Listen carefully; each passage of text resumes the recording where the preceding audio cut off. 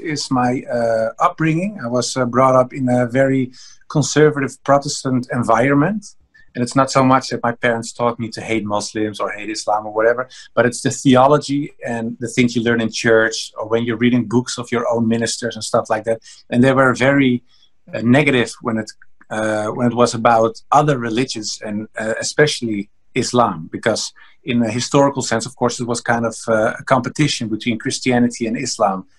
When you look at Europe, especially, or Northern Africa. So that's something that was in the string of my denomination of Christianity. That was still very alive, very much alive. So that was one thing. The other thing is that it's also cultural, because of the clashes there have been between Islam, the Ottoman Empire, and Christianity in Europe. A lot of European people feel very negative about Islam because they say, well, especially when you look at Eastern Europe, there have been a lot of colonies. They were colonized by the Turkish people, by the Ottoman Empire. So they have very anti-Turkish feelings. And back then they said, well, Turkish are Muslims, so that's the same. They are Islam.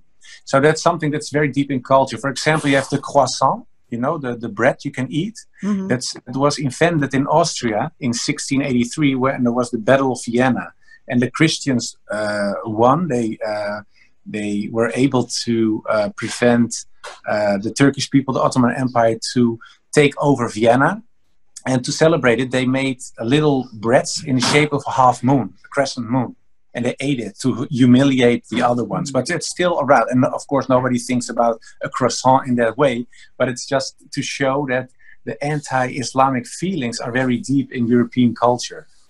And the third thing is, of course, terrorism. And the stuff that happened over the last 10, 12 years in Europe. Because my first day at the university was remarkably September 11, 2001. And Theo van Gogh, who was a famous filmmaker in the Netherlands, who was slaughtered in the street, was near my own house.